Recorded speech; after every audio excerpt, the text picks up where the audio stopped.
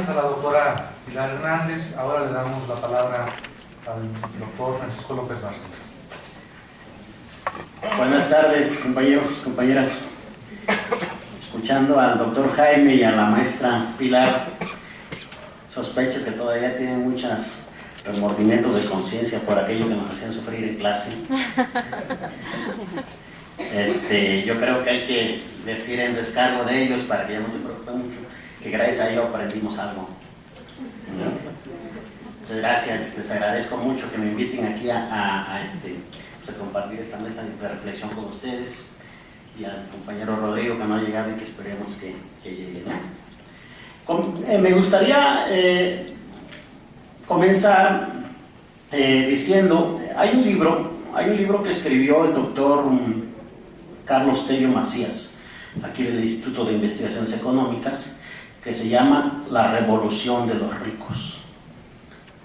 Y yo creo que vale la pena tenerlo en cuenta, porque lo que él hace es una descripción de cómo ha ido cambiando el mundo después de los 70s, cómo las implicaciones de acumulación, las formas de acumulación capitalista en el mundo se van transformando a partir de entonces, y que a mí me parece que eso explicaría mucho lo que en México pasa a partir de los 80s y hasta el día de hoy con la reforma energética. En otras palabras, me parece que la reforma energética que plantea el señor presidente de la República es parte de la revolución de los ricos en México. La primera fue, desde mi punto de vista, la reforma al artículo 27 constitucional en materia de régimen agrario y de recursos naturales, fundamentalmente. ¿Qué pasó con esa reforma? Lo recuerdo muy rápido. Se dio por terminado el reparto agrario, se suprimió el carácter inalienable, imprescriptible que tenían las tierras ejidales y comunales, y sobre todo se permitió la entrada a las tierras, al campo del capital extranjero. O sea, en otras palabras, se estaba modificando el pacto social de 1917, se estaba fraccionando y se estaba dando entrada a otro. ¿Cuál era ese pacto? Era fundamentalmente que los recursos naturales, la tierra, los bosques, las aguas, las minas y todo lo que fuera recursos naturales, tuviera fundamentalmente una explotación para la distribución equitativa de los recursos entre los mexicanos, de los recursos económicos que generaran los recursos naturales, primero. Segundo, que sirviera al bienestar de los mexicanos.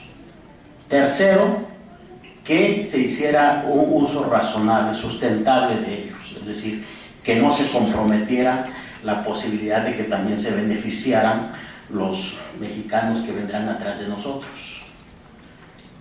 La tierra no se vendió, al menos no como se esperaba. Lo poco que se vendió fue un 7%, 8%, según unas cifras del RAM. Y yo sospecho que es lo que ya se había vendido antes de manera ilegal, es decir, se regularizó. Lo que sí sucedió fue que se rentó muchísima tierra. Se rentó muchísima tierra. ¿Por qué se rentó muchísima tierra? Porque fue la vía para la explotación de los recursos naturales, que eso sí interesaba a los capitalistas. Al día de hoy, por ejemplo, a septiembre del año pasado, o a mayo de este año, si ustedes quieren, la Dirección General de Minas en México reporta que hay 31.051 concesiones en nuestro país. 31.051, lo repito porque me espanta la cifra, que implican el 32% del territorio en manos de mineras. Hay alrededor del 13% de la energía eléctrica ya la producen los particulares, es decir, las empresas privadas. El agua ya en muchas partes ya es mercancía.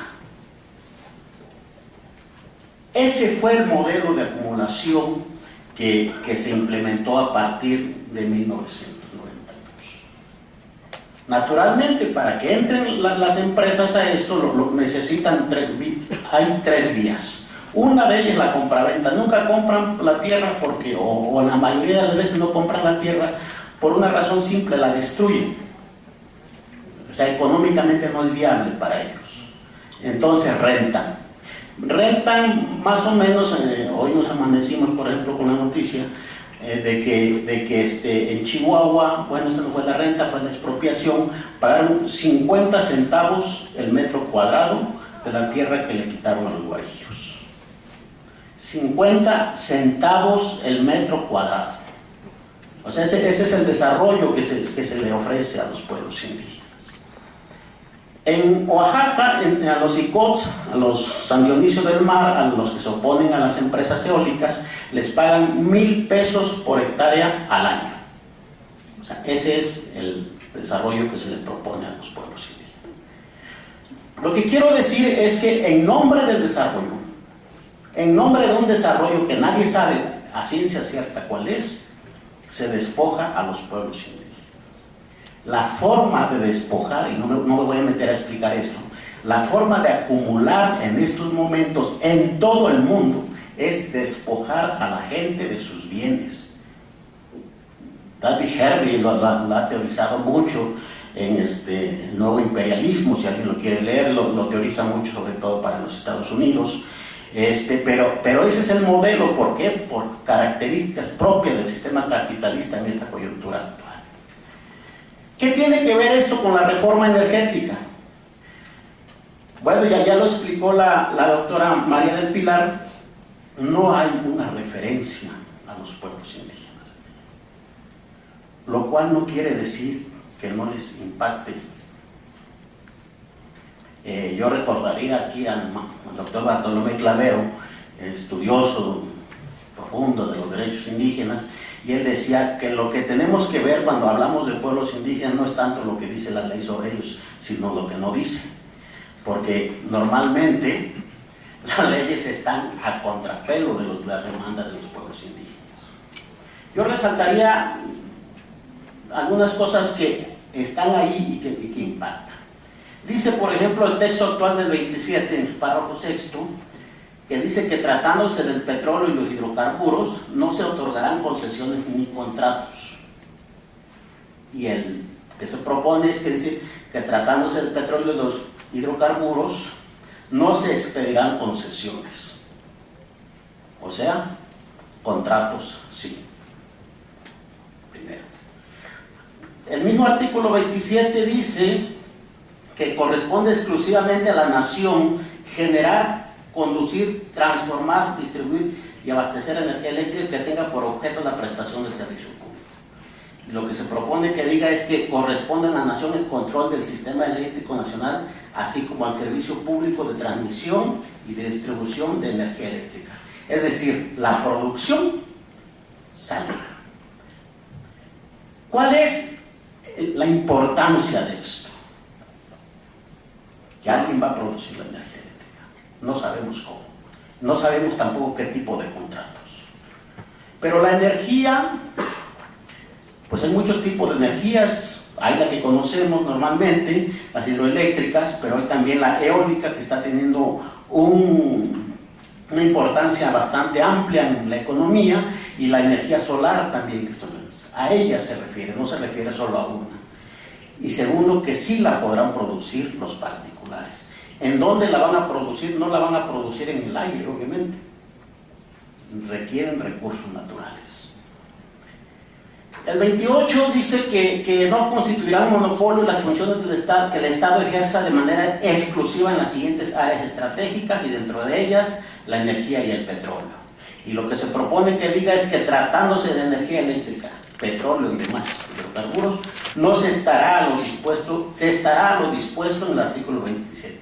¿Qué implica quitarle, y esto es lo importante aquí, qué implica para los pueblos indígenas quitarle el carácter de estratégico a la energía y al petróleo?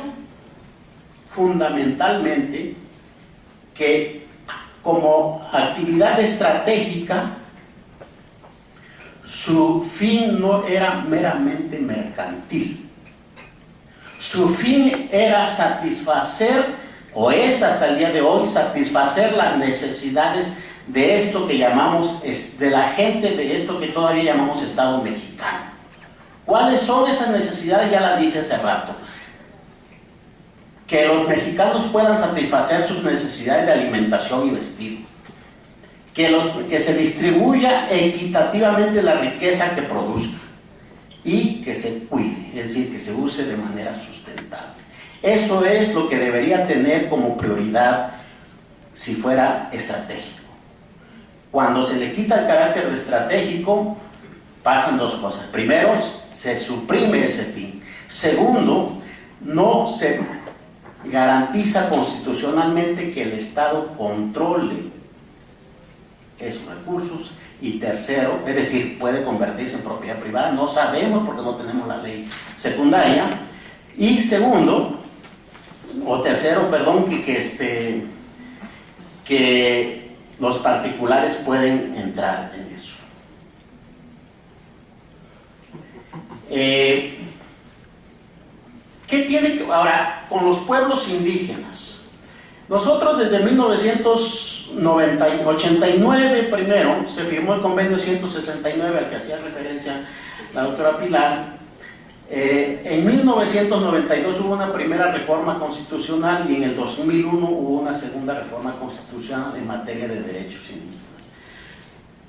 ¿Qué implica que el Estado mexicano reconozca que en su territorio y en su población existen pueblos indígenas? Pues primero implica algo que no se enseña en las universidades. Que en este país existen personas, existimos minorías y existimos pueblos como sujetos titulares de derechos. En el imaginario social, los indígenas son unos pobrecitos que andan por ahí por Reforma, por el Zócalo, pidiendo limosna o siendo albañiles o no sé qué otra cosa. No, está bien, pero en el derecho son pueblos con derechos colectivos. Y uno de esos derechos es ser pueblos. Y ser pueblos implica por lo menos tres cosas. Ser anteriores a la formación del Estado Nacional. Es decir, los descendientes de los que habitaban antes que se formara el Estado Nacional. Que a pesar de las colonias tienen una continuidad histórica y que mantienen sus instituciones o parte de ellas. ¿Qué dice eso? Lo dice el artículo 2 constitucional y lo dice el convenio 169 de la Organización Internacional del Trabajo. Dice que aquí existen pueblos y que tienen derechos. Y aunque no nos guste, ahí están. Y que no es cosa de que si queremos o no, están constitucionalizados y están en el derecho internacional. Cuando digo que tienen derecho a ser pueblos, es eso. Pero no es solo que los veamos, que estén ahí y que estén, no. La Corte Interamericana de Derechos Humanos, por ejemplo, ha dicho que se atenta contra la existencia de los pueblos cuando se les quita la posibilidad de obtener sus alimentos, de acceder a la salud, de desarrollar su cultura. Lo ha dicho la Corte Interamericana. Y la Corte Penal Internacional ha dicho que cuando se le quita eso, se comete etnocidio. Es decir, para que estemos hablando de que el Estado mexicano respeta el derecho de los pueblos a seguir siendo pueblos, debería proveer a que no se les quiten los elementos, y parece que la reforma, bueno, en la reforma no está claro que eso no vaya a suceder. No sabemos qué va a pasar con las empresas, no sabemos qué tipo de contratos, no sabemos en qué condiciones van a entrar, y eso pues es una ausencia fortísima, porque entonces lo que vamos a tener es que, pues sí, no podemos ampararnos contra la reforma constitucional por las reformas que se hicieron a la ley de amparo, pero sí vamos a poder ampararnos contra la ley. Bueno, está bien, tienen el derecho a ser pueblos. ¿Y cuáles son sus derechos? Cuando yo estudiaba aquí, por allá por el 94, también ya llovió, era una pregunta que le hacía mucho a los que venían a explicarnos esto y la verdad nadie me explicó nunca. Así que yo tampoco les voy a explicar. ¿No? Yo, después andando con los diálogos con San Andrés, lo aprendí de los campesinos. Es muy fácil, me decían campesinos. A ver, Francisco, ¿tú sabes cuáles son los derechos de la persona? Ah, sí, cómo no, la vida, la libertad, la igualdad, la seguridad, sí. Ah, bueno, pues son los mismos de los pueblos, nada más que nombrados de otra manera. Si una persona tiene derecho a la vida, un pueblo tiene derecho a ser pueblo. Si un individuo tiene derecho a la libertad, el pueblo tiene derecho a la autonomía. Si una persona tiene derecho a la propiedad, los pueblos tienen derecho al territorio, porque son derechos colectivos. ¿No? Son derechos colectivos. Y aquí viene lo interesante. Nuestra Constitución, como bien decía también la doctora María del Pilar, establece en el párrafo, en la fracción sexta de su artículo segundo, una cosa que les leo. Dice que como parte de su autonomía, dice textualmente, esta Constitución reconoce y garantiza el derecho de los pueblos y comunidades indígenas a la libre determinación y en consecuencia a la autonomía para acceder con respeto a las formas y modalidades de la propiedad, tenencia de la tierra establecidas en esta Constitución, así como los derechos adquiridos por terceros o por los integrantes de la comunidad, al uso y disfrute preferente de los recursos naturales de los lugares que habitan y ocupan, salvo aquellos que corresponden a áreas estratégicas de la nación. ¿Qué dice? Que ahorita, como está en la Constitución, el artículo 28, los pueblos no tienen derecho al acceso preferente. Pero cuando ya no sea área estratégica, los pueblos tendrán derecho al acceso preferente. Y entonces, antes de darle los contratos a alguna empresa, antes que el Estado por sí solo se quiera meter a explotar, va a tener que preguntarle a los pueblos, a consultarle a los pueblos si ellos quieren explotar el recurso. Miren qué interesante. Muy interesante. Yo no sé si los asesores del señor presidente le vieron eso, pero si no, puedes pedir una asesoría a quien juegue. Sí está claro, como área estratégica, de acuerdo con la disposición constitucional, no pueden tener derecho a preferente los pueblos.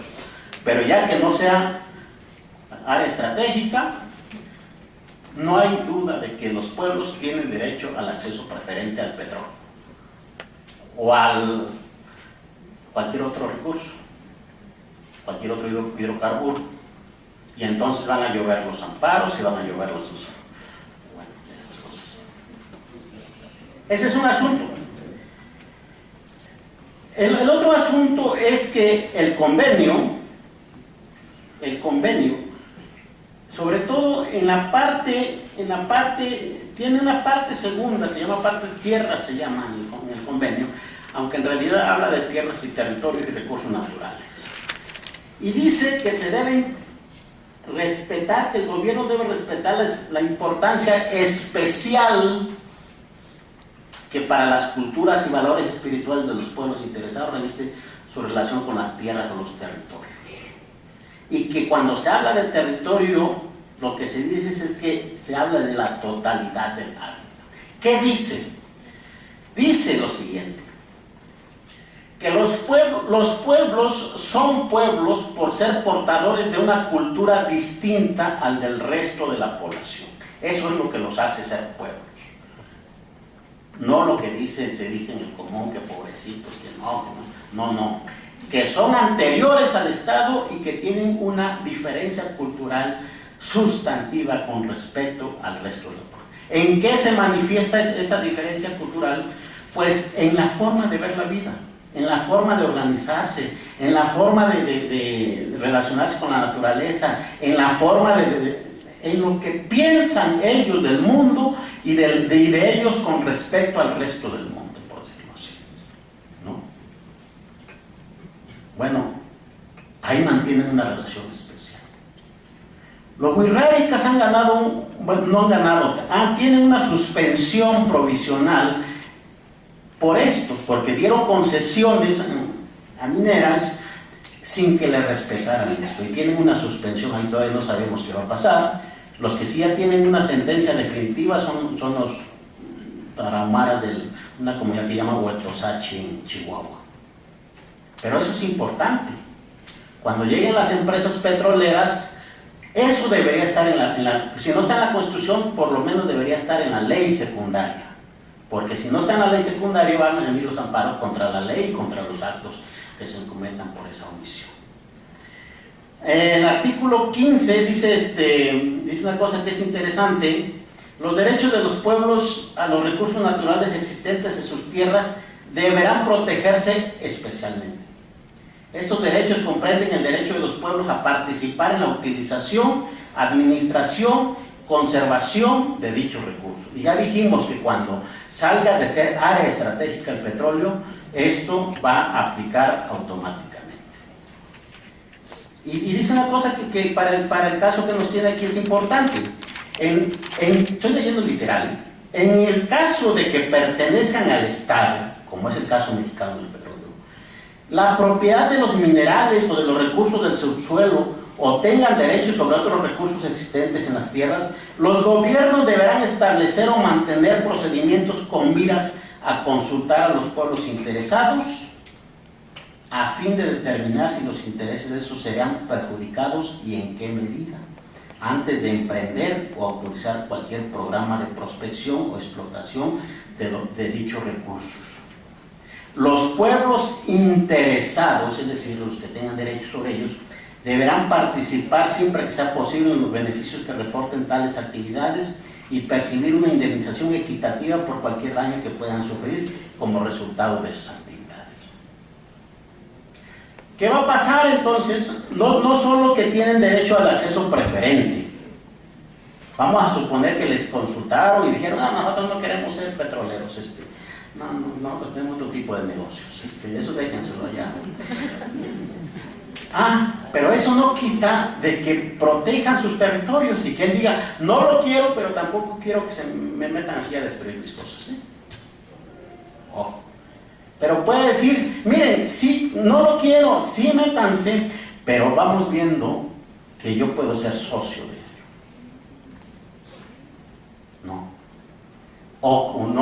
No quiero ser socio, pues, pero ¿cuánto me toca de eso? Y a ver, eso que van a destruir, ¿cómo lo van a reparar? Esa es la implicación que tiene sacar al petróleo y a la energía de ser un área estratégica con respecto a pueblos indígenas. Pero aquí ya se habla de consulta. La consulta se ha desarrollado muchísimo en América Latina. Fundamentalmente se ha desarrollado mucho en Colombia, donde hay unas sentencias muy interesantes de la Corte Constitucional y que se pueden conseguir en internet muy fácil si a alguien les interesa. Segundo, en Perú, por ejemplo, hay una ley sobre consulta y hace como 15 días salió la primera sentencia sobre eso. ¿Por qué se consulta? Es decir, la pregunta sería: ¿por qué a los indígenas sí hay que consultarlos y al resto de la población no? O es lo que se pregunta, no es esa la cuestión. La cuestión es que hay que consultar a todo el mundo. Ya se habló aquí del artículo 35 y cosas. El asunto es los fines de la consulta, las formas de la consulta. Si uno lee, por ejemplo, las actas del Comité de Expertos de la Organización Internacional del Trabajo, cuando instauraron el derecho a la consulta, dice: bueno, ¿y para qué un derecho de consulta?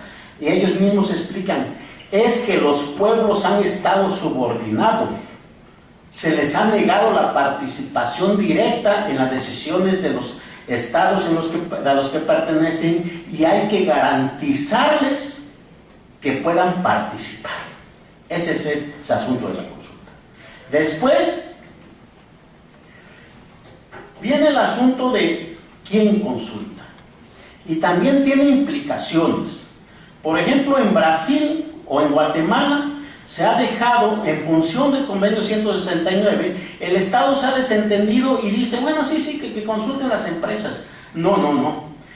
El artículo 6 del convenio dice que al aplicar el presente convenio los gobiernos deben consultar. ¿Quién consulta? Los gobiernos, los estados.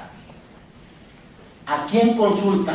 A los pueblos. Ojo, a los pueblos, no a las organizaciones indígenas, no al Ejército Zapatista de Liberación Nacional, no al convenio, al Congreso Nacional Indígena, no a las organizaciones, a los pueblos. ¿Quiénes son los pueblos? Ya dijimos y ya llegó el doctor Rodrigo. Bueno, los pueblos, ya dijimos, hay que leer el artículo 2 constitucional y hay que leer el artículo 1 del convenio 169, porque establece muy claro quiénes son los pueblos. Los descendientes de los habitantes originarios de este país. Esos son los pueblos. ¿Quién consulta? ¿Cómo? ¿Para qué consulta? El mismo convenio dice para llegar a acuerdos u obtener el consentimiento. ¿Qué es un acuerdo? Pues ustedes lo saben, son, no sé, creo que no todos son acuerdos, ¿no? Es la unión de voluntades, es decir, es la unión de voluntades entre el Estado y los pueblos para que entre una petrolera, sí, pero ¿cómo puede ser esa unión? Pues es lo que van a pactar. Desde mi punto de vista, y eso solamente es una ocurrencia mía, pueden ser de varios tipos. Una es que digan sí, entren sin condición. Otra es que digan no, aquí no entra nadie. Son dos posiciones extremas. Otra puede ser que sea un sí condicional. Sí, pero hacen esto. U otra puede ser una aceptación parcial. Sí, pero nada más la mitad porque el otro me perjudica mucho. Creo que eso es lo que tienen que pactar. Y el consentimiento pues es una acción unilateral en donde el pueblo dice sí, no pasa nada, pasa nada. Sí, pero aquí el asunto importante es ¿y cómo se consulta? Yo el día de ayer escribí un artículo porque estaba muy enojado. Resulta que la Comisión Federal de Electricidad convoca a una consulta en Las Cruces, en Nayarit, y hace una convocatoria diciendo vengan, se los voy a consultar. No, así no es. La Dirección General de Minas, allá en Cochapa el Grande, que creo que ya no sé si existe ahora con lo del huracán, ellos pidieron que cancelaran las concesiones que se dieron en su territorio porque no se había consultado. Y les responde el director general de Minas diciendo, bueno, es que el convenio no aplica aquí porque no está regulado, el Congreso no lo ha regulado. O sea, un funcionario de medio pelo restándole invalidez al derecho internacional.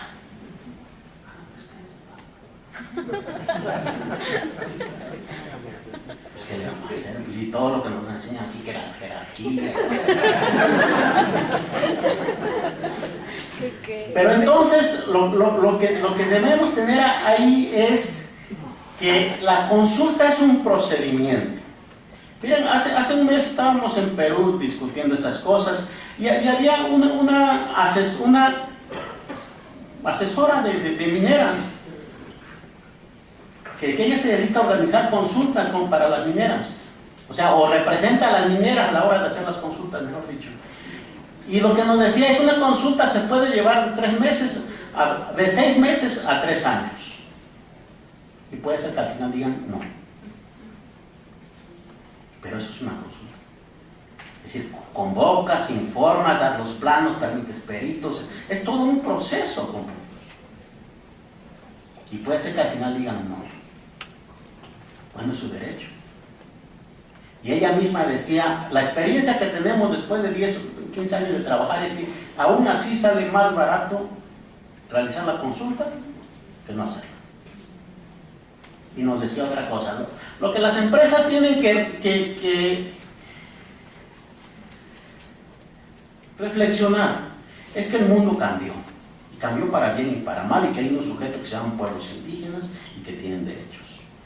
Y que así como en la revolución industrial los capitalistas no querían pagar salarios mínimos, y tuvieron que pagarlo porque es la única forma de que funcionara esto. Después, a principios del siglo XX, que los derechos sociales, que la seguridad social no querían pagarla porque tuvieron que admitir que era la única forma de que funcionara. Así tienen que admitir ahora que la consulta es un derecho fundamental que no van a poder olvidar, decía la asesora de las empresas mineras. Bueno, entonces todo un proceso y al final se puede lograr lo que decíamos. ¿Qué se puede lograr? Puede ser un sí, puede ser un no, puede ser un sí condicionado, puede ser un sí parcial. El asunto es que tiene que haber, y esto es un derecho, no es una ocurrencia de Francisco, es un derecho establecido en las normas internacionales de que tiene que haber una consulta.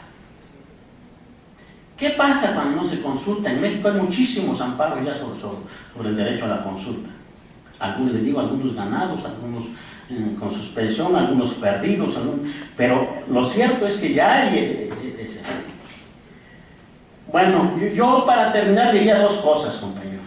Que la reforma energética es, desde mi punto de vista, es la segunda etapa de esta revolución de los ricos, según establece Carlos Tello Macías, y yo estoy de acuerdo con él, obviamente.